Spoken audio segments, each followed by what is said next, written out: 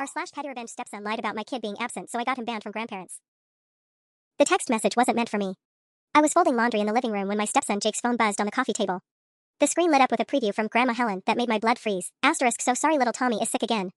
We'll miss him at Sunday dinner. Extra cake for you though. Face blowing a kiss. I stared at the phone, my hand still gripping my son's tiny Spider-Man t-shirt. Tommy wasn't sick. Tommy was upstairs building Legos, perfectly healthy, and completely unaware that his step-grandparents thought he was some kind of chronically ill child who apparently never wanted to see them. More importantly, we hadn't been invited to any Sunday dinner. My mind started racing back through the last 6 months since I married David. The casual mentions from Helen about how disappointed she was that Tommy was always under the weather. The pitying looks at the grocery store when she'd run into us, asking how my poor little one was feeling. David's awkward responses about how kids pick up everything these days. I thought we were just dealing with new family adjustment period.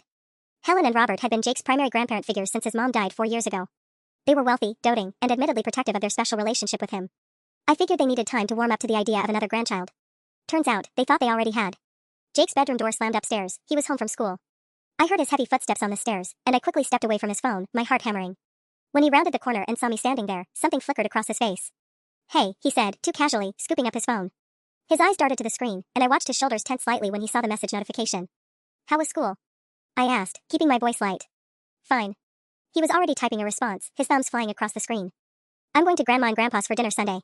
"That sounds nice." I folded another shirt, watching him carefully. Maybe Tommy and I could tag along sometime. I know he'd love to see their house. Jake's typing stopped. "Yeah, maybe. They're pretty busy though. And Tommy's always got something going on, right?" The lie came so smoothly, so practiced. This wasn't some spur-of-the-moment teenage deception. This was systematic. "What kind of things?" I pressed. "You know, like, being sick and stuff. Last weekend when they wanted to take me to that baseball game, you said he had that stomach thing." I absolutely had not said that. Last weekend, Tommy and I had gone to the park while David worked and Jake was supposedly studying at the library. There had been no mention of baseball games or stomach bugs. "Right," I said slowly. "That stomach thing." Jake nodded, looking relieved that I was playing along with whatever narrative he'd constructed. "Anyway, I should go do homework." He bounded back upstairs, leaving me standing in the living room with a growing realization that my 8-year-old son had been systematically erased from his new family. Not by indifferent grandparents who needed time to adjust, but by a 16-year-old boy who was actively sabotaging any relationship before it could begin. I looked down at the little Spider-Man shirt in my hands. Tommy had been so excited about having grandparents again. He'd drawn them a picture on his first day of school, our whole family with stick figures labeled Grandma Helen and Grandpa Robert that we'd hung on the fridge. That picture was still there. But apparently, Tommy wasn't anywhere else. Not if Jake could help it. That Sunday, I told David I was taking Tommy to my sister's house. Instead, we drove to the upscale neighborhood where Helen and Robert lived, parking across the street from their sprawling colonial. Tommy bounced in his booster seat, excited about what he thought was a surprise visit to meet his new grandparents. "When do we go in, Mama?" he asked, pressing his face to the window. "In a little bit, baby. I want to make sure they're home first." What I really wanted was proof. At exactly 5:30, Jake's beat-up Honda pulled into their circular driveway. I watched him grab a duffel bag from the back seat, clearly planning to spend the night. Through their large front windows, I could see Helen's silhouette rushing to the door, arms outstretched for a hug. My phone buzzed with a text from David. "How's your sister?" Jake's at his grandparents for the night. I took a photo of Jake's car in their driveway and saved it. Then I drove Tommy to my actual sister's house, where he spent the evening playing with his cousins while I stewed in my growing anger. When David picked me up later, I decided to test the waters. "How was Jake's evening?" I asked as we drove home. "Good, I think." Helen texted that they ordered pizza and watched movies. She mentioned being sad that Tommy was feeling under the weather again. My grip tightened on my purse strap. "What did you tell her about Tommy being sick?" David glanced at me, confused. "I didn't tell her anything. Jake mentioned it when he asked to go over there. Said you told him Tommy was coming down with something and probably shouldn't be around elderly people." The audacity was breathtaking. Jake wasn't just lying to his grandparents, he was manipulating David too, using my voice as a source of these fictional illnesses. "David, I never said Tommy was sick." "What do you mean?" "I mean, I never told Jake that Tommy was coming down with anything. Tommy's perfectly healthy." David was quiet for a long moment. "Maybe Jake misunderstood something you said? Or maybe Jake lied." I could feel David's discomfort radiating through the car. Jake was his son, his priority, and here I was suggesting the kid was deliberately deceiving people. It was the kind of accusation that could fracture our still new marriage. "That seems pretty elaborate," David said carefully. "Why would he do that?" "Because he doesn't want to share his grandparents." "Come on, honey. Jake's not malicious. He's just protective of his relationship with them. They're all he has left of his mom's side of the family." And there it was, the unspoken hierarchy that had been operating in our house since day one. Jake's grief and loss trumped everything, including Tommy's right to be part of this family. When we got home, Jake was already back, sprawled on the couch playing video games. He looked up with that practiced innocent expression. "Hey guys. How was Aunt Sarah's, Tommy?" Tommy launched into an excited recap of his evening while I watched Jake nod along, filing away details for future use. This kid was smart, scary smart, and he'd been playing a long game that I was only just beginning to understand. After David went to bed, I sat at my laptop and started documenting. The date Jake claimed Tommy was sick versus where we actually were. The text message I'd seen. David's secondhand reports of what Helen had been told. The pattern was clear once I laid it all out. Every single family invitation had been intercepted, twisted, or declined on Tommy's behalf without my knowledge. Jake had effectively made my son a ghost in his own family. But ghosts, I was learning, could be surprisingly powerful when they finally decided to haunt back. I spent the next week gathering evidence like I was building a legal case. Every conversation, every miscommunication, every time Jake volunteered information about Tommy's mysterious ailments, I documented it all. The breakthrough came when I decided to call Helen directly. I waited until Thursday afternoon when I knew Jake was at soccer practice and David was in back-to-back meetings. My hands were shaking as I dialed the number David had programmed into our house phone months ago. Helen? It's Sarah, David's wife. Oh. Sarah, hello dear. Her voice was warm but carried that careful politeness reserved for people you don't quite know how to navigate yet. How are you? And how's little Tommy feeling? There it was. The opening I needed. Actually, Helen, I'm calling about that. I'm a little confused about something. Tommy's perfectly healthy, but David mentioned you'd been asking about him being sick. The pause stretched long enough that I wondered if the call had dropped. Well, she said slowly, Jake has mentioned several times that Tommy hasn't been feeling well. Just this past Sunday, he said the poor little guy had another stomach bug and that's why he couldn't join us for dinner. My pen pressed so hard against my notepad that it tore through the paper. Helen, can I ask, when exactly did you invite Tommy to Sunday dinner? Another pause. Longer this time. I suppose I assumed Jake was passing along the invitations. We always tell him that Tommy is welcome, of course. We'd love to have him. The carefully constructed lie was crumbling in real time, and I could hear Helen's confusion growing with each word. So you've been inviting Tommy to things, and Jake has been telling you he's sick. Sarah, I think there might be some miscommunication happening here. That was the understatement of the century. Helen, I think we need to sit down and compare notes. Are you free this weekend? After I hung up, I sat staring at my pages of documentation. The scope of Jake's deception was staggering, but what made my stomach turn was the realization that this had been going on for months. Tommy had missed birthday celebrations, family dinners, weekend outings, holiday preparations, all because his 16-year-old stepbrother had systematically erased him. When David got home that evening, I was waiting in the kitchen with my notepad and a timeline I'd created. We need to talk, I said. David took one look at my face and the paper spread across the counter. What's wrong? I called Helen today. His expression shifted immediately. Why? Because I needed to understand why she keeps asking about Tommy being sick when Tommy is never actually sick. David sat down heavily. I could see him trying to process, trying to find an explanation that wouldn't implicate his son in deliberate deception. What did she say? She said they've been inviting Tommy to family events for months. Jake has been telling them Tommy's sick every single time. Maybe he genuinely thought. David. I slid the timeline across the counter. Look at this. March 15th, Jake said Tommy had a fever and couldn't go to Robert's birthday dinner. Tommy was at his friend's birthday party that day. You drove him there yourself. April 2nd, Jake said Tommy had strep throat and couldn't go to their Easter celebration. Tommy was perfectly fine, we took him to the zoo, remember? David studied my documentation, and I watched his face change as the pattern became undeniable. There are 12 instances here, David. 12 times Jake has lied about Tommy being sick to prevent him from seeing your parents. They're not technically they're his grandparents now. Or they're supposed to be. David was quiet for a long time, staring at my notes. When he finally looked up, his voice was barely a whisper. What do you want me to do?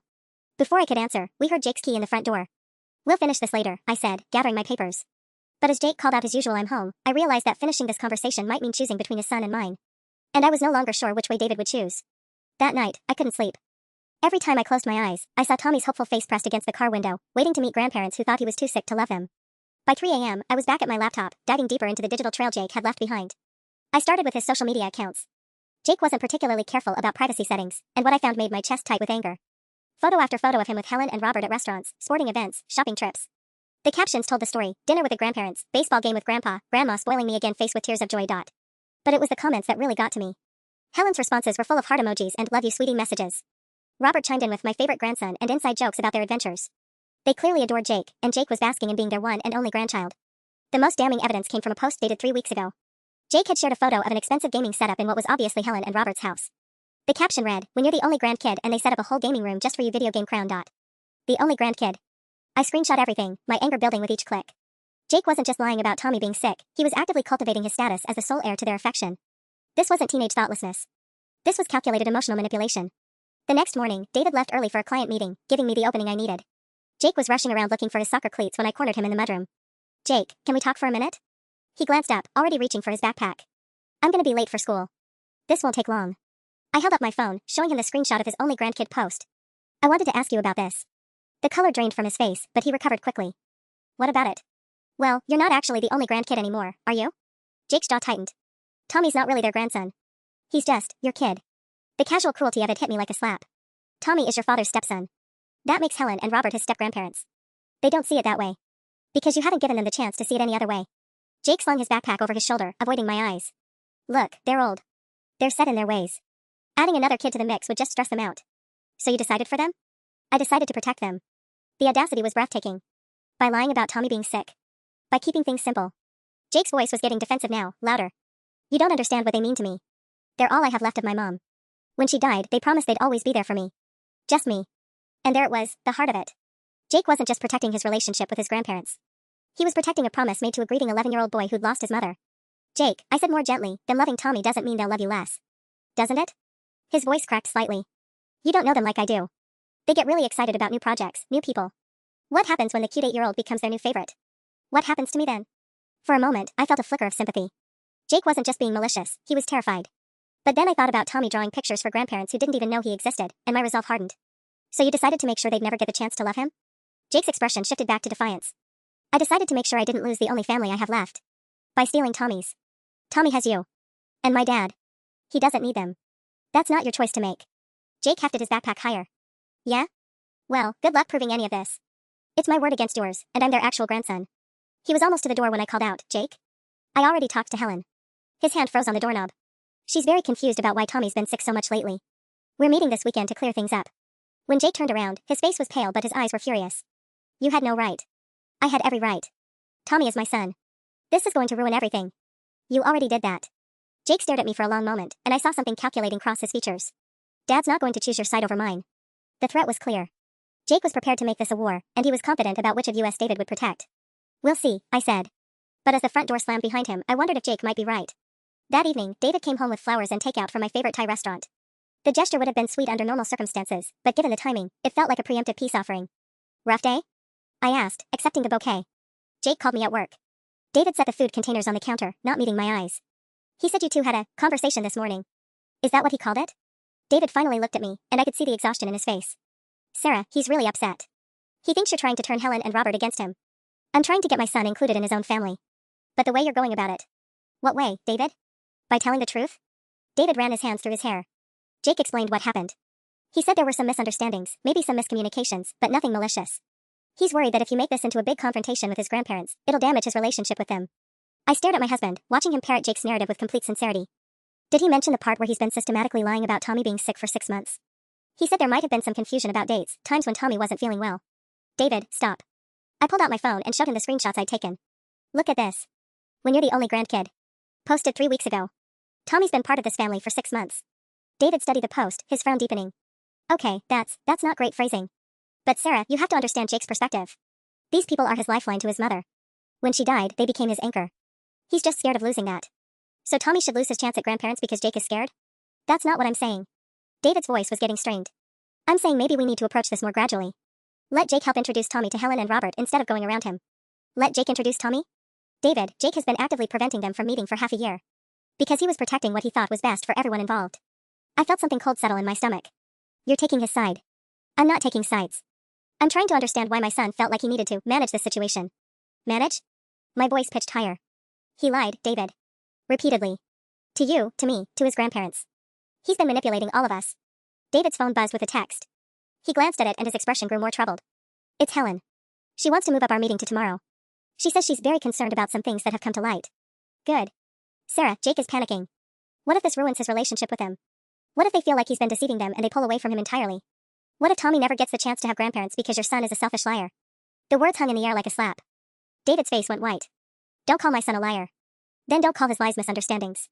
We stared at each other across our kitchen island, and I realized this was the moment Jake had been counting on. The moment David would have to choose between protecting his grieving son or supporting his new wife's child. I think, David said slowly, that we should postpone the meeting with Helen until we can all sit down together as a family and work this out. No. Sarah. No, David. I'm meeting with Helen tomorrow with or without your support.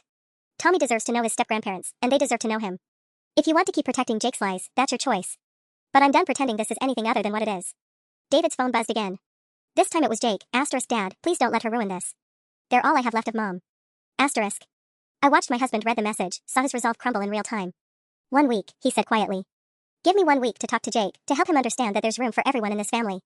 Then we'll all meet with Helen together. And if Jake spends that week poisoning them against Tommy? He won't. I'll make sure he won't. But as I looked at David clutching his son's desperate text message, I realized he was just as scared of losing Jake as Jake was of losing his grandparents. And Tommy was still the one nobody was fighting for. That night, I made a decision that would change everything. While David slept beside me, still clutching his phone like Jake might send another desperate message, I quietly slipped out of bed and went to Tommy's room. He was sprawled across his twin mattress, one arm hanging off the edge, his Spider-Man nightlight casting gentle shadows on the wall. I sat on the edge of his bed and gently shook his shoulder. Tommy, baby. Wake up for a minute. His eyes fluttered open, confused but alert the way kids can be when pulled from sleep.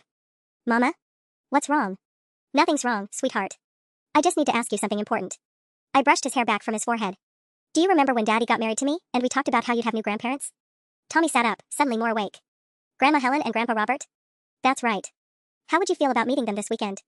His face lit up like Christmas morning. Really? Can I bring them the picture I drew? The one on the fridge? My heart clenched. Of course you can, baby. Will Jake be there too? Maybe he can tell them about the cool stuff I built with my Legos. I hesitated. It might just be you and me at first. Is that okay? Tommy nodded eagerly, then his expression grew thoughtful. Mama, how come we never see them? Jake gets to visit them all the time. Sometimes grown-ups make things more complicated than they need to be, I said carefully. But we're going to fix that, okay? After I tucked Tommy back in, I returned to my laptop and did something that felt like crossing a line I couldn't uncross. I created a detailed timeline with photos, screenshots, and documentation of every lie Jake had told. Then I wrote an email to Helen explaining everything, attaching all my evidence. But I didn't send it. Not yet. The next morning, David left for work with barely a word, the tension from our fight still thick between us. Jake avoided me entirely, grabbing a granola bar and disappearing before I could even say good morning. It was Tommy who broke the strange atmosphere in our house. Mama, I'm making another picture for Grandma Helen, he announced over breakfast. This one has a rainbow. That's beautiful, honey. Jake says they have a really big house. Do you think they have a yard? Maybe we could play catch with Grandpa Robert. Each innocent comment was like a knife twist. My 8-year-old was planning a relationship with people who'd been told he was chronically ill and uninterested in meeting them. That's when my phone rang. Helen's name appeared on the screen, and my stomach dropped. Helen, hi. Sarah, dear, I hope you don't mind me calling. I've been thinking about our conversation yesterday, and I'm quite concerned. Her voice was carefully controlled, but I could hear underlying tension. I spoke with Robert last night, and we've realized there might be some significant miscommunications happening. What kind of miscommunications? Well, for instance, Jake mentioned that you prefer Tommy to spend weekends with your family rather than getting to know us. But yesterday you seemed surprised that we'd been asking about him. My grip tightened on the phone.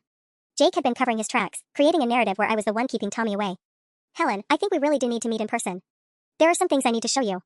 Actually, dear, that's why I'm calling. Robert and I would like to invite you and Tommy for lunch today. Just the two of you, if that's all right. We feel we've been missing out on getting to know our new grandson. The invitation I'd been waiting months for, finally extended directly to me. But even as relief flooded through me, I could imagine Jake's reaction when he found out. We'd love to come. Wonderful. How does noon sound? And Sarah, bring anything you think might help us understand what's been happening. We're starting to suspect that someone hasn't been entirely truthful with us. After we hung up, I sat staring at my phone, realizing that Helen was sharper than Jake had given her credit for. She'd already started connecting the dots. I spent the morning helping Tommy pick out his best shirt and gathering the evidence I'd compiled. The photo timeline, the screenshots, even Tommy's original drawing from the fridge. As we got ready to leave, Tommy clutched a new picture he'd made, a rainbow stretching over stick figures labeled Tommy, Mama, Grandma Helen, and Grandpa Robert. Do you think they'll like it? He asked as we got in the car. I think they'll love it, baby. But as we pulled out of our driveway, I spotted Jake's Honda turning onto our street. He was supposed to be in school. My phone immediately started buzzing with texts, but I didn't look at them until we'd reached Helen and Robert's neighborhood. 5 messages from Jake, asterisk, where are you taking him? Asterisk. Asterisk, Dad told me you were supposed to wait. Asterisk. Asterisk, this isn't fair. Asterisk. Asterisk, you're going to ruin everything. Asterisk. Asterisk, they won't understand. You don't know them like I do. Asterisk. Then one from David, asterisk, Jake's having a panic attack at school. They called me to pick him up. Please tell me you didn't go to Helen's without talking to me first. Asterisk. I turned off my phone and looked at Tommy in the rearview mirror. He was staring out the window at the elegant houses, his new drawing pressed against the glass. It's going to be okay, I told him, though I wasn't sure if I was trying to convince him or myself. Because Jake was right about one thing, after today, everything was going to change. The question was whether I destroyed a family to save my son's place in it. Helen and Robert's house was even more impressive up close, a sprawling colonial with perfectly manicured gardens and a circular driveway that made our modest suburban home look like a dollhouse. Tommy pressed his nose to the car window as we pulled up, his eyes wide with wonder. It's like a castle, Mama, he whispered. Before I could even ring the doorbell, it swung open to reveal an elegant woman in her 70s with Jake's same bright blue eyes and a warm smile that faltered slightly when she saw my face. Sarah, dear, you look absolutely exhausted. Helen's concern seemed genuine as she ushered us inside. And you must be Tommy.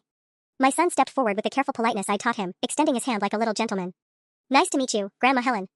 I brought you a picture.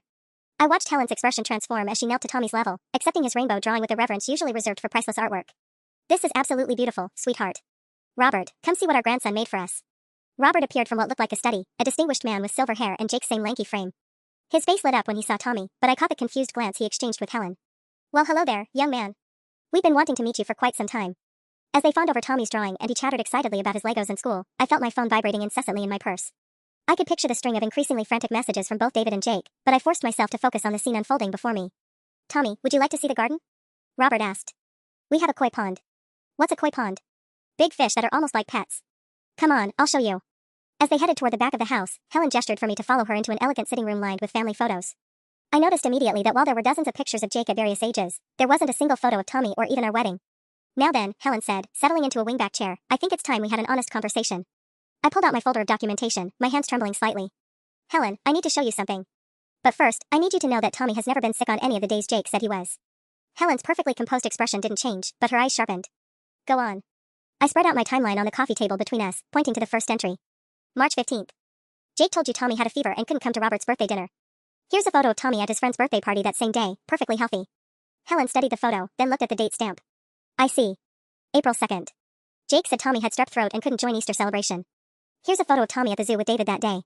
I continued through each incident, watching Helen's face grow increasingly grave. When I reached the screenshots of Jake's social media posts, particularly the only grandkid comment, Helen sat back in her chair. How long has this been going on? 6 months. Since David and I got married.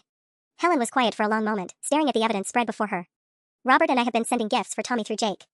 Birthday presents, Christmas gifts, little treats. We thought you were receiving them. My stomach dropped. We never got anything. $500 worth of presents for his birthday alone. A bicycle for Christmas. Books, games, clothes. Helen's voice was getting tighter with each item. Jake always assured us that Tommy loved everything. The scope of Jake's deception was even worse than I'd imagined. He hadn't just been lying about Tommy being sick, he'd been stealing gifts intended for him. Where do you think those presents went? I asked quietly. Helen's face had gone pale.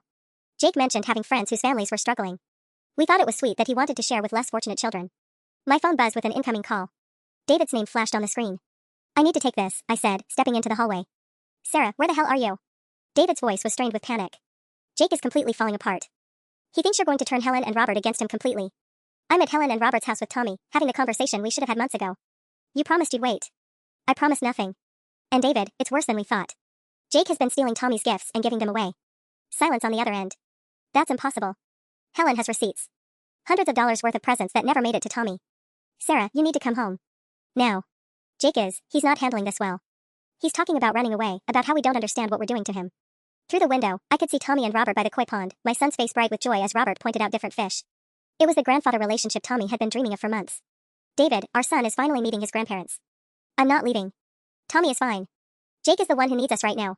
And there it was, the automatic prioritization of Jake's emotional crisis over Tommy's right to family. Even faced with evidence of systematic lying and theft, David's instinct was still to protect his biological son. I'll be home when we're done here, I said, and hung up. When I returned to the sitting room, Helen was on her phone with someone, her voice crisp with authority. Yes, I need to speak with someone about recent purchases. Yes, I'll hold. She looked up at me. I'm calling the stores where we bought Tommy's gifts. If Jake donated them as he claimed, there should be records. If he kept them. She didn't finish the sentence. Outside, I could hear Tommy's delighted laughter echoing from the garden. He was experiencing the grandparent relationship he'd been denied for months, while somewhere across town, Jake was probably convincing David that I was the villain in this story. My phone buzzed with a text from an unknown number, * enjoy it while it lasts. This isn't over. *. Jake had clearly found a way to get my number. The message felt less like teenage drama and more like a genuine threat. As Helen continued her call and Tommy's laughter drifted through the windows, I realized that exposing Jake's lies had been the easy part. The real war was just beginning. Ma'am, I'm going to need to put you on hold while I check our donation records, the store representative told Helen. She nodded grimly and muted her phone, turning to me with an expression I was beginning to recognize as the same steely determination Jake had inherited. 20 minutes, she said quietly. That's how long it took me to verify that none of Tommy's gifts were ever donated to any registered charity in this area. My stomach clenched. So where are they? I had a theory, but I'd rather wait for Robert to bring Tommy back inside before we discuss it. As if summoned by her words, the back door opened and Tommy burst in, practically vibrating with excitement. Mama. Grandpa Robert has 17 fish and one of them is named George and he's gonna teach me how to feed them. Robert followed behind, grinning broadly. He's got quite the appetite for learning. Already asking about fish care and pond maintenance. He ruffled Tommy's hair affectionately. Takes after his grandfather, I'd say. The casual claim of kinship made my chest tight with emotion. This was what Tommy had been missing, an older man who saw potential in his curiosity, who spoke to him like he mattered. Tommy, Helen said, would you like to see the game room upstairs? There might be some things up there that belong to you. Tommy's eyes went wide. Really? Really?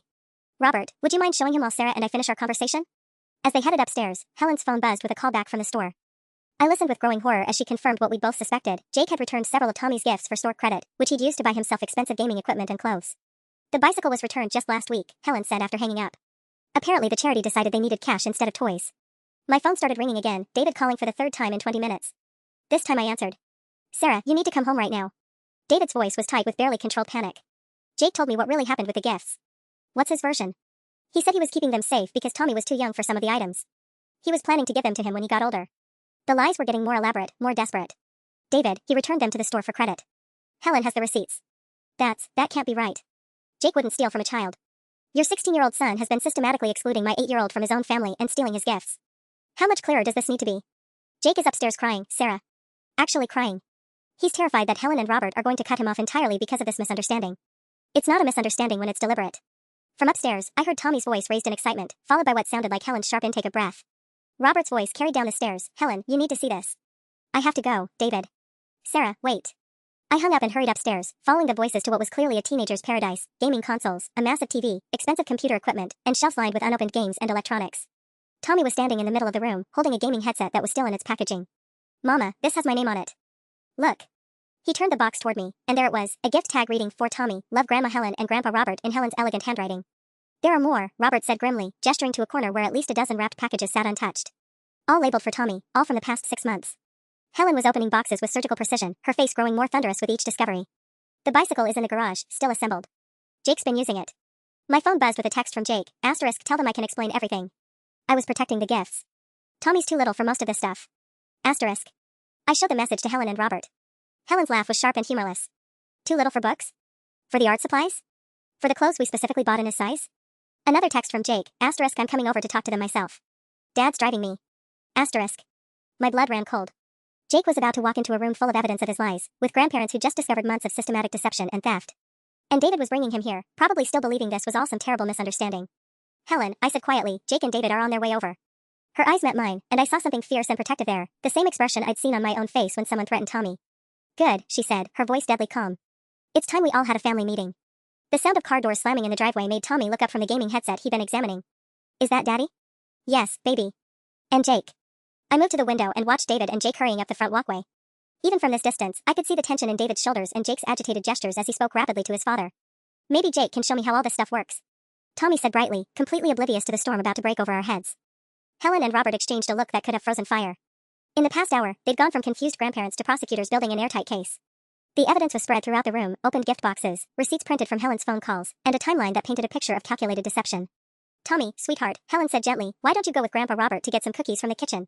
The grown-ups need to have a conversation. Can I bring cookies back for Jake? He gets grumpy when he's hungry. The innocent offer nearly broke my heart. Even now, Tommy was trying to take care of the stepbrother who'd been systematically erasing him from the family. We'll see, buddy, Robert said, taking Tommy's hand. Let's go check out what Grandma Helen has in the cookie jar. As their footsteps faded down the hallway, Helen began methodically stacking the opened gift boxes on the gaming table. 17 presents, she said quietly. 17 occasions where we thought we were showing Tommy love, and Jake let us believe our gifts were being received with joy and gratitude. The front door opened downstairs, followed by David's voice calling out, hello? Sarah? Up here, I called back, my stomach churning as I heard 2 sets of footsteps on the stairs. Jake appeared in the doorway first, his face flushed and his eyes red-rimmed. When he saw the open presents scattered around the room, all the color drained from his cheeks. David stepped up behind him, taking in the scene with growing confusion. What's going on? David asked, but his voice already carried a note of dread. Helen stood slowly, her elegant composure intact but her voice carrying an edge that could cut glass. Jake, we'd like you to explain why Tommy's birthday presents have been sitting in your gaming room for 3 months. Jake's mouth opened and closed like a fish gasping for air. I was keeping them safe. Tommy's too young for most of this stuff. I was going to give them to him when. When what? Robert's voice boomed from the doorway as he returned without Tommy. When you decided he'd earned the right to be part of this family? That's not. I wasn't. Jake looked desperately at his father. Dad, tell them. Tell them I was just trying to protect everything.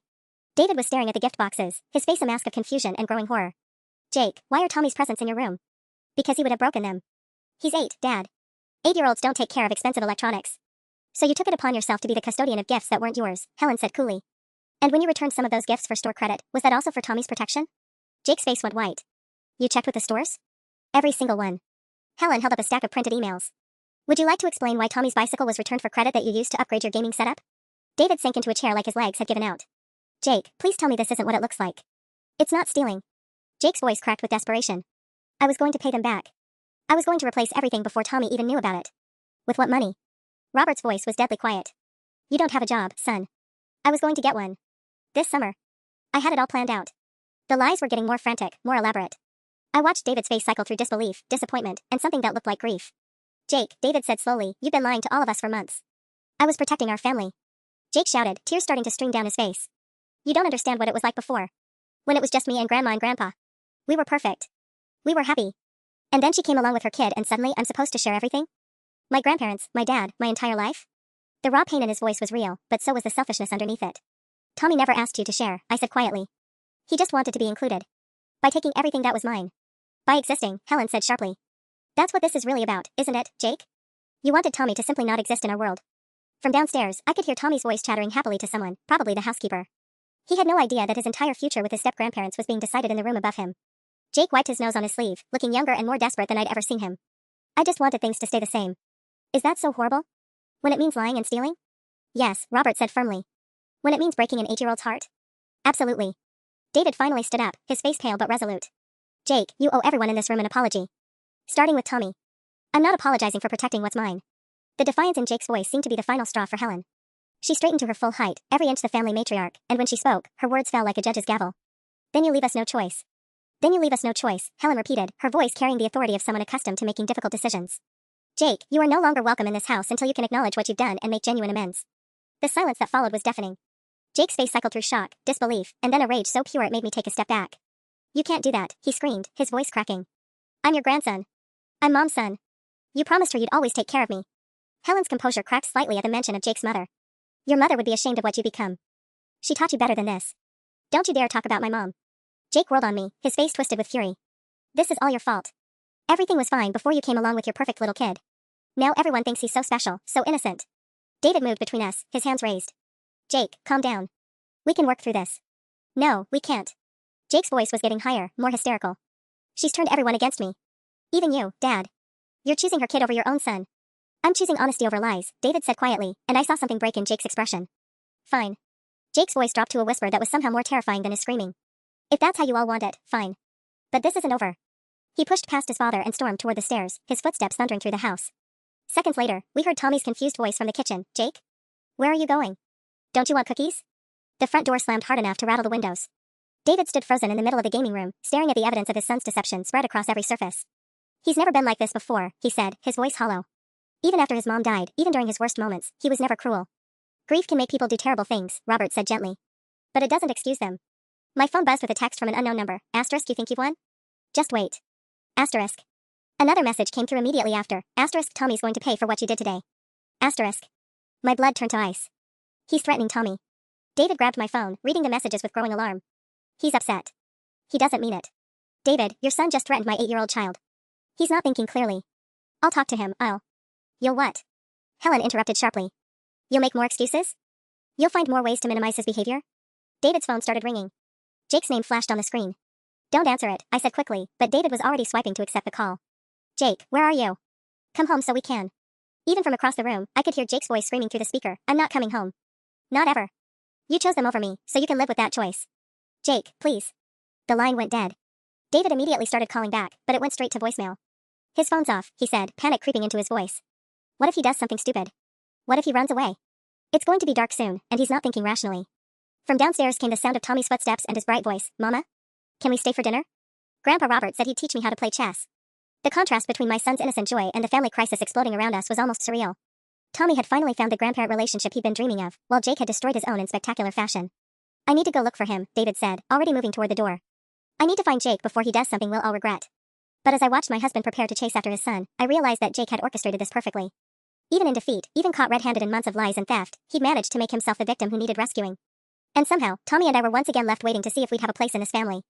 The next 3 hours were a masterclass in emotional manipulation, even with Jake nowhere to be found. David left immediately to search for his son, calling every friend, checking every hangout spot, growing more frantic with each dead end. Meanwhile, Tommy was having the time of his life with his new grandparents, completely oblivious to the family crisis swirling around him. Checkmate. Robert announced, and Tommy squealed with delight despite having lost spectacularly. Can we play again? Please? I think I'm getting better. Helen caught my eye over Tommy's head, her expression softening as she watched him reset the chess pieces with careful concentration. He's a delightful child, Sarah. You've raised him beautifully. The compliment should have felt good, but I was too distracted by my buzzing phone. David had been sending updates every 20 minutes. Asterisk, check the school. Not there. Asterisk, asterisk, his friend Mason hasn't seen him. Asterisk, asterisk, going to try them all. Asterisk. Then Jake's messages started again, this time from a different number. Asterisk, hope you're happy. Dad's worried sick and it's all your fault. Asterisk. Asterisk, tell my grandparents they'll regret choosing a stranger's kid over their real grandson. Asterisk. Asterisk, this family is going to fall apart and everyone will know it's because of you. Asterisk. I showed the messages to Helen when Tommy got up to use the bathroom. Her face darkened as she read them. He's trying to control the narrative, she observed. Make himself the victim and you the villain. It's quite sophisticated for a 16-year-old. What if he's right though? What if I've destroyed David's relationship with his son? Helen set down my phone and looked at me directly. Sarah, that boy has been lying and stealing for months. The only thing you destroyed was his ability to continue deceiving all of us. Another text from David, asterisk found his car at the park by the lake. He's not answering when I call his name. I'm scared, Sarah. Asterisk. My stomach dropped. The park by the lake was isolated, especially after dark. If Jake was having some kind of emotional breakdown. I need to go, I said, standing abruptly. David found Jake's car but not Jake. Of course. Take Tommy home. We'll talk tomorrow. Actually, Tommy piped up from the doorway, could I maybe stay a little longer? Grandma Helen said she has photo albums of when Daddy was little, and maybe some of Jake's mom too. I hesitated. Part of me wanted to keep Tommy close, safe from whatever drama was about to unfold between David and Jake. But another part of me realized this might be the only chance for him to bond with his step-grandparents without the shadow of Jake's sabotage hanging over everything. Only if you're sure you don't mind, I said to Helen. Mind? We're delighted. Robert was just saying how quiet this house has been lately. As I drove toward the lake, my phone rang with David's number. Thank God, he said when I answered. I found him. He's okay, but Sarah, he's not coming home tonight. What do you mean? He called his Aunt Linda. She's driving up from Richmond to get him. He wants to stay with her for a while until things calm down. Jake's paternal aunt had always been his ally, the one who sent him extra birthday money and took his side in any family dispute. Of course he'd run to her. How long is a while? I don't know. Linda thinks we've been too hard on him. She says he's been crying on the phone for an hour, telling her how we all ganged up on him and chose your son over him. There it was, Jake's version of events, already being sold to extended family members who hadn't witnessed his systematic deception. David, he threatened Tommy. I know, and I'll address that. But right now, I just need him safe. Linda will keep him calm until we can figure out how to move forward. As I hung up and turned the car toward home, I couldn't shake the feeling that Jake had won this round. He'd successfully painted himself as the wounded party, gained a sympathetic ally, and removed himself from any consequences for his actions. Meanwhile, Tommy was probably looking at baby pictures of the stepbrother who'd spent 6 months trying to erase him from the family. And somehow, I was starting to feel like a villain in my own revenge story. When I got home, the house felt like a tomb. David was sitting at the kitchen table staring at his phone, looking like he'd aged 5 years in the span of an afternoon. Empty coffee cups and crumpled tissues surrounded him like evidence of a breakdown. How's Tommy? He asked without looking up. Happy. Playing chess with Robert and looking at photo albums with Helen. I sat across from him, noting the dark circles under his eyes. How are you? David finally met my gaze, and what I saw there made my chest tighten. Linda thinks we ambushed Jake. She says he's been telling her for months that you don't like him, that you've been trying to turn me against him. And you believe her? I don't know what to believe anymore. David rubbed his face with both hands. Jake's story is that he was trying to protect everyone. He says Tommy's too young for expensive gifts, that Helen and Robert are elderly and get overwhelmed easily, that he was managing the situation to keep everyone happy. The lies were evolving, getting more sophisticated even in defeat. David, you saw the evidence. The returned gifts, the social media posts, the systematic lying. I saw a scared kid who made some bad choices because he was terrified of losing the only family connection he has to his mother. I stared at my husband, watching him perform mental gymnastics to avoid calling his son's behavior what it was. So what happens now? Linda wants to have a family meeting. Her, us, Jake, maybe even a counselor. She thinks this whole thing has been blown out of proportion. A family meeting to discuss whether Jake should face consequences for lying and stealing? David's phone buzzed with a text. He glanced at it and his expression shifted to something that looked almost like relief. Jake wants to talk to you. Absolutely not. Sarah, he says he wants to apologize. Maybe this is the beginning of. David, 3 hours ago your son threatened my 8-year-old child. I'm not having a cozy chat with him so he can manipulate the situation further. But David was already dialing Jake's number, holding the phone between us before I could protest. Jake's voice came through the speaker, carefully modulated and dripping with what sounded like rehearsed remorse. Sarah? I wanted to say I'm sorry. I know I messed up, and I want to make things right. What exactly are you sorry for, Jake? A pause that went on just a beat too long. For not handling the gift situation better. And for getting upset earlier. I was just scared of losing my grandparents. No mention of lying. No acknowledgement of theft. No recognition that he'd systematically excluded Tommy from his own family. Even his apology was a masterclass in deflection. What about the threats you made against Tommy? I was upset. I didn't mean anything by it. You know I'd never hurt Tommy, right? I mean, he's just a little kid. The way he said just a little kid made my skin crawl. Like Tommy was beneath his notice, too insignificant to warrant genuine consideration. I need time to think about this, I said. I understand. But Sarah? I hope you know that I really do want us to be a family. All of us. I need help figuring out how to do that. After David hung up, we sat in silence for several minutes. Finally, he reached across the table and took my hand. He sounded sincere, David said quietly. He sounded coached. Maybe Linda helped him find the right words, but that doesn't mean the sentiment isn't real. I pulled my hand away. David, if you want to believe that Jake's sudden remorse is genuine, that's your choice. But I won't let him manipulate his way back into Tommy's life without real consequences and real change. So what are you saying? Before I could answer, my phone rang. Helen's number flashed on the screen, and when I answered, her voice was tight with concern. Sarah, dear, I think you need to come pick up Tommy. We've had an interesting phone call from Jake's Aunt Linda, and there are some things we need to discuss. The drive back to Helen and Robert's house felt like heading into a storm. My mind raced with possibilities of what Linda could have said to them, what new version of events Jake had crafted from his aunt's house. When I pulled into their driveway, I could see Tommy through the front window, still happily absorbed in what looked like a photo album, completely unaware that his newfound family relationships were under attack. Helen opened the door before I could knock, her face grim but her voice carefully controlled. Tommy's in the living room with Robert. We need to talk privately first. She led me to the kitchen, where 2 cups of coffee sat cooling on the granite counter. Linda called about 20 minutes after you left. She was quite passionate in her defense of Jake. What did she say? Helen's mouth tightened. According to Linda, Jake has been protecting us from what she called behavioral issues with Tommy. She claims Jake told her months ago that Tommy has been acting out, throwing tantrums, and that you've been struggling to manage his adjustment problems to the new family dynamic. My stomach dropped. That's completely fabricated. I know that. We spent 3 hours with Tommy today. He's one of the most well-behaved children I've ever encountered. Helen's eyes flashed with anger. But Linda was very convincing. She painted a picture of Jake as a thoughtful older brother trying to spare our feelings and protect our peaceful home environment from a disruptive child. The sophistication of Jake's lies was staggering. He'd created an entirely fictional narrative where Tommy was the problem child and he was the protective hero. What else did she say? That Jake has been managing the gift situation because Tommy allegedly has issues with sharing and gratitude. According to Linda, Jake was keeping Tommy's present safe because Tommy has a history of breaking toys when he gets frustrated. Each lie was a knife twist. Jake had turned Tommy's absence into evidence of character flaws that didn't exist. Helen, you've seen Tommy today. Does any of that ring true to you? Of course not. But Linda was very persuasive. She suggested that perhaps we'd been manipulated by a stepmother's natural bias and that we should consider Jake's perspective before making any permanent decisions about his place in our family. From the living room came Tommy's delighted laughter as Robert apparently shared some amusing story. The sound felt surreal against the backdrop of this character assassination. She's also demanding that we return all of Tommy's gifts to Jake until the family can meet with a counselor to properly assess the situation, Helen continued. She feels we acted hastily in banning Jake from our home. My phone buzzed with a text from David. Linda wants to drive up tomorrow with Jake for a family meeting. She thinks we can work this all out if everyone just communicates better. Another message followed immediately. Jake promises he can explain everything in a way that makes sense. He says there are things about Tommy's behavior that you haven't told me. The web of lies was expanding in real time, reaching into every relationship Tommy and I had built. Jake wasn't just defending himself anymore, he was going on the offensive, attacking Tommy's character to justify his own actions.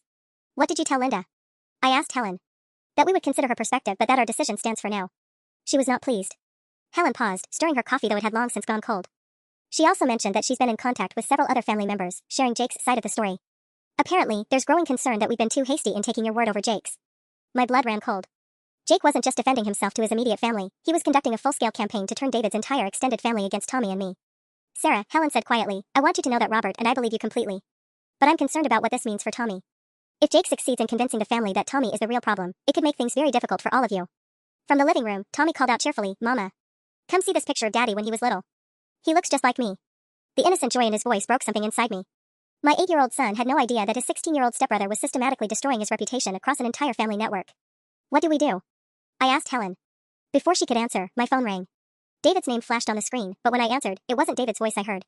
Sarah? It's Linda. I think it's time you and I had a conversation. The phone felt heavy in my hand as Linda's voice continued, syrupy sweet but with an underlying steel that reminded me uncomfortably of Jake when he was lying. I've been hearing some very concerning things about what happened today, Linda said. Jake is absolutely devastated. He's been sobbing for hours. Where's David? I asked, noting she was calling from his phone. He stepped outside to give us some privacy. Sarah, I think there's been a terrible misunderstanding. Jake has told me about Tommy's difficulties and how you've been trying to manage them. He's been trying so hard to help, to protect Helen and Robert from situations that might be overwhelming for them. I gripped the phone tighter. What exactly has Jake told you about Tommy's difficulties? Well, the tantrums, for one. The way he gets when he doesn't get his way. Jake mentioned an incident at Easter where Tommy had a complete meltdown because he couldn't have chocolate before dinner. And how he threw that toy truck at Jake's head last month. My mouth fell open. Linda, none of that happened. Tommy has never thrown anything at Jake. We weren't even invited to Easter. Now, Sarah, I understand you want to protect your son, but Jake has no reason to lie about these things. He loves that little boy.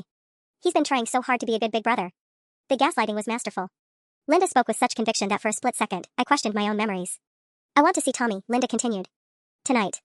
Before we have any family meetings or make any permanent decisions, I think I should spend some time with him myself. Jake says he's much better behaved when you're not around to enable his outbursts. Absolutely not. I'm not asking, Sarah. I'm David's sister-in-law, and Jake is my nephew. I have every right to see my step-great-nephew, especially when there are concerns about his well-being. You don't have any rights regarding my son. Linda's voice hardened. Don't I? David is Tommy's stepfather now. That makes him family, and family looks out for each other. I'm driving up tonight with Jake so we can all sit down tomorrow and work through this properly. My blood ran cold. You're bringing Jake back? Of course. This is his home, his family. You can't just exile a child because his new stepmother doesn't like him. Through the kitchen doorway, I could see Tommy showing Robert something in the photo album, both of them laughing. The sight of my son finally experiencing the grandfather relationship he dreamed of made me desperate to protect what we built today. Linda, Jake threatened Tommy. He sent messages saying Tommy would pay for what happened. He was upset. Good Lord, Sarah, the boy just watched his entire family choose a stranger's child over him. Of course he said some things he didn't mean. He's been lying for 6 months.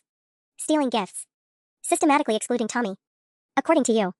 But Jake tells a very different story, and frankly, his version makes more sense. You're a new stepmother trying to establish your child's place in an existing family dynamic. It's natural that you might misinterpret some situations. I was losing this war of narratives before it had fully begun. Linda had clearly spent hours with Jake, absorbing his carefully crafted version of events, and now she was armed with explanations for everything. We'll be there tomorrow morning, Linda continued. 10 a.m. Jake deserves the chance to tell his side of the story to his grandparents, and I intend to make sure he gets it. The line went dead, leaving me staring at the phone in Helen's kitchen while Tommy's innocent laughter echoed from the next room. Helen had heard enough of my side of the conversation to understand what was happening. They're bringing Jake back? Tomorrow morning. Linda has completely bought his version of events.